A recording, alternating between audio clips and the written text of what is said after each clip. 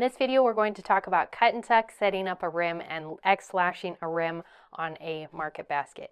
Hey there, welcome to Basket Weaving with Textile Indie. My name is Brittany. We're on the last video of our swing handle market basket tutorial where we created a closed base, wove the walls in whatever pattern you wanted to, and then we're going to add the rim today. The first step on this is to do cut and tuck. So all of these stakes need to be finished off. So go ahead and spray them down, get them nice and damp. We don't want these to crack. And then from the outside, you're going to come, and all of the stakes that are in front of that last row of weaving, we're going to come in and fold these over. So you get that handle out of your way, fold these, and listen for cracking, because if these crack more than halfway through, we'll need to do a little bit of a replacement. So ultimately, we don't want that to happen. We want to just gently fold as we work around the basket. Now, all of the stakes that are behind that top row, we're going to cut flush with that top row here. And then all of these folded pieces, we're going to fold into the basket and tuck them behind some rows. So fold them in here and then cut this down so that you're going down about 3 visible rows. So I have 3 rows on top of this stake. I'm going to move this away with my packing tool and slide this in, folding it underneath. So again, on this side, I'm going to measure this down 3, cut that to length, and then tuck this in place. We're doing this all the way around. And the point of cut and tuck is to finish off the stakes, but it also is the step that holds the entire basket together to ensure that the rim has something to sandwich over, and then the rim lashes this in place so that the rows don't just fall out on your basket. The folding and tucking holds those so that they don't move. So fold and tuck all the way around your basket. To attach the rim, you're going to need 2 pieces of 5/8 inch wide flat oval reed that wrap around the basket one time with about 2 inches of overlap. Now, I've gotten these wet and allowed them to soak for a few minutes. Now I'm going to take them out, and on one end of each of these, I'm going to trim down the rounded side so I get basically a flat reed on the end here. I'm just 1.5 inches or so from that end, trying to narrow this down so it's not as bulky. Now the rim reed's going to sit right on top of that top row of weaving. I like the plastic clamps because they have a nice big space that allows the reed to sit on the basket without getting indentations on it. We do have these in our shop, Textile Indie, if you need to source some. So I feed this around, and I'm trying to get enough of the reed around so that I don't end up with any bubbling as I do the whip stitching later, and I don't have too little.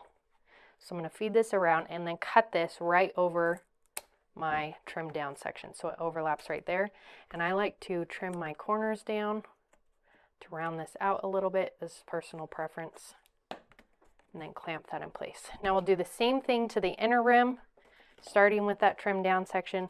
I'm going to start this overlap on the other side of the basket, so my joint's over here. I'm going to do a joint over here, feed this around to the inside. Sometimes the inside's a little bit trickier because it's harder to tell if you have enough, if you're pulling too tight. So press it up against the walls so that you can feed it around and make sure you have enough reed here. And then right over here, I'm going to cut this to that length that I need and then clamp this in place like so. So now we have an inner and an outer rim, and we've created a channel here right over that cut and tuck. In that channel, we're going to tuck in some seagrass. So right in that space, I'm going to come place this seagrass between. I like using seagrass. You can use round reed if you prefer to not have the alternate texture, but I like the neutral greens and yellows of the seagrass. And here, because of the swing handle, I'm going to send this to the inside of the handle to ensure that the swing handle has room to move and the seagrass doesn't get in the way. And then feed it around, and I like to cut 1 inch beyond where I need to end Ultimately, I want these ends to butt up against each other like this so that they're end to end, but a little bit of extra ensures that you don't run out. We're going to finish this basket off with X-lashing, which means basic lashing in one direction and then back in the other direction to create an X shape around the rim. I've been soaking a long piece of reed. Typically, if you're going to do X-lashing, you want a piece that wraps around your basket about 4.5 times to 5 times around. If you don't have a piece that's that long, you can always start multiple pieces. Depending on how large your basket is, it can be hard to find a piece long enough in your bundle of reed. So often you'll just need to restart a new piece midway, and I'll probably end up having to do that on this basket. So to start out, we're going to take the rounded side of the flat oval facing up, tuck it to the inside of the basket, in that between the basket and the inner rim, and then loop this up and back into that space. So I've just created a loop around the inner rim. Nothing too fancy, just looped it to get it secure so we can start. Now from the outside of the basket, you're going to lift up the rim and make sure that you're catching just this top row of weaving. And I have a little end sticking out, so I'm going to tuck that in. So under this top row, I'm going to create a space. That is where I want my stitch to go in, that space right there. So you can leave your packing tool in there if you want. Slide this through your hand so you keep the rounded side against your thumb. This is why it can be easier to work with multiple shorter pieces rather than a really long piece, because you have to glide it through your hand every stitch to make sure it doesn't get twisted. So now we'll send that end into the hole where the packing tool is. I'm going to pull this through and then pull tight. If you want to go in there and pull that seagrass to the top, you can. Pull tight, pull out away from the basket, not up. Up is going to end up breaking your reed because it's pulling too much on the bottom edge. Pull out and you'll be able to tighten without fraying it. Glide this through your hand again.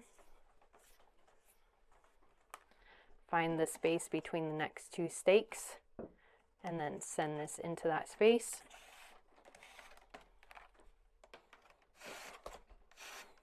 Pull through and pull nice and secure.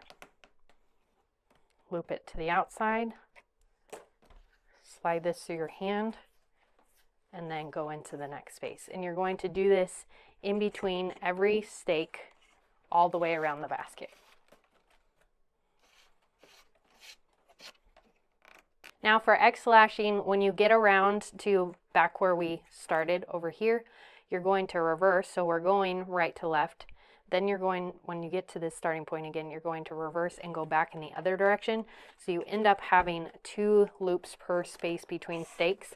I go over this in more detail in the bean pot basket rim. So go ahead and watch this video for more details on X-lashed rims. And there is the completed closed base market basket. There are a few cleanup things you can do if you want to come in and trim down the little hairs on the cut and tuck sections underneath, and then on the outside of the basket sometimes little hairs stand up or fibers stick up off of the reed. You can come in and trim those down just to clean it up a bit.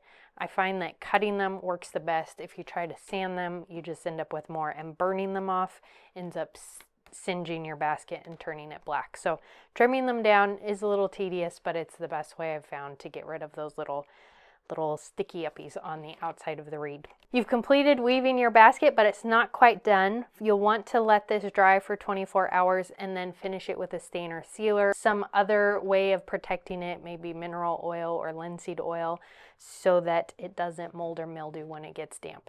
I live in a humid environment and my baskets often end up molding because the reed soaks up any moisture that's in the air, and then they're kind of damp, and then when it's warm, mold grows. So stain or seal or finish it with some protectant.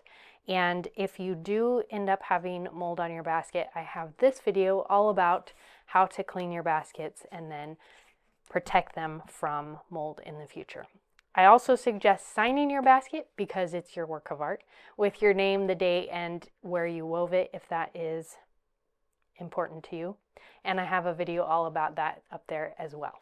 Thanks for joining me in this basket weaving series, and until the next one, check out this video. Happy making. Bye.